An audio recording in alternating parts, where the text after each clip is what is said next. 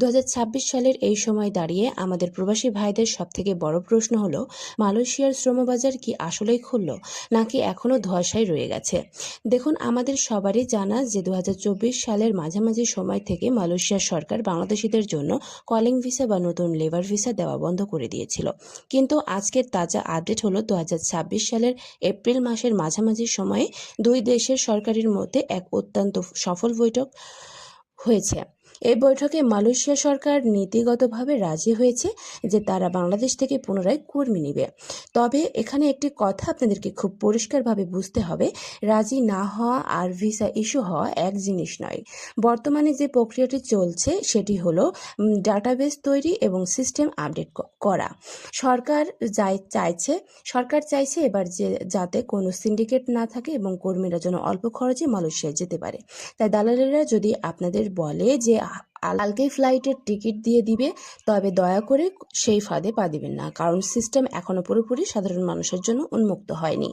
2026 সালে মালয়েশিয়ার সরকার একটি বড় পরিবর্তন এনেছে তাদের নিয়োগ পদ্ধতিতে।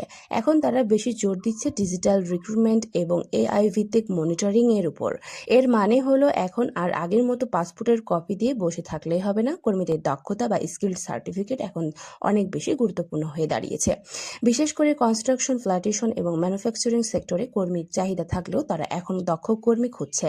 আরেকটি বিশেষ তথ্য আপনাদের জানিয়ে রাখি, 2026 সালের জুন মাস থেকেই মালয়েশিয়ায় যারা প্রফেশনাল ক্যাটাগরিতে কাজ করেন তাদের জন্য নতুন বেতন কাঠামো নির্ধারণ করা হলেও সাধারণ লেবার বা ওয়ার্ক পারমিট না ধারীদের জন্য সরকারের আগের ন্যূনতম মজুরি নীতি আপাতত বহাল রেখেছে।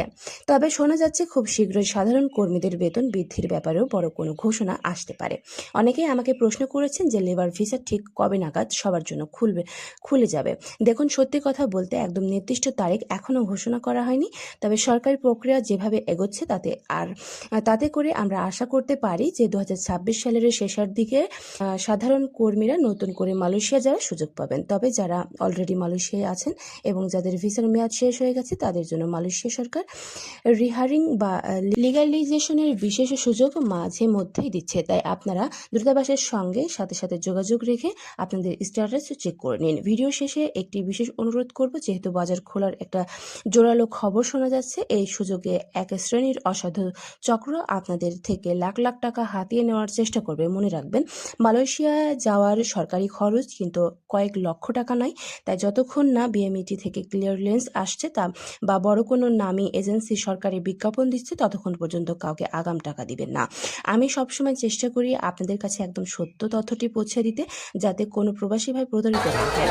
আপনারা যদি মালয়েশিয়ায় এই পুরো Perdana Menteri প্রক্রিয়াটি Datuk Seri ধাপে Anwar ধাপে Ibrahim pada জানতে চান, Sabtu তবে 9 আমাকে Mei কমেন্ট mengumumkan জানাতে পারেন। peruntukan আমি khas পরবর্তী lebih ভিডিওতে আরও 31 juta বিস্তারিত ringgit তথ্য bagi নিয়ে memacu আসবো। pembangunan di Pulau Banggi আজকের di মতো Kudat এখানেই বিদায় নিচ্ছি। sekaligus দেখা হচ্ছে memastikan পরবর্তী কোনো penduduk di অংশে। pulau terbesar Malaysia itu tidak tercicir daripada arus pembangunan negara. Beliau berkata peruntukan menerusi Kerajaan Persekutuan dan Unit Penyelarasan Pelaksanaan ICU, Jabatan Perdana Menteri itu merangkumi pembangunan jalan raya, jambatan, kesihatan, pendidikan, keselamatan dan kemudahan jeti.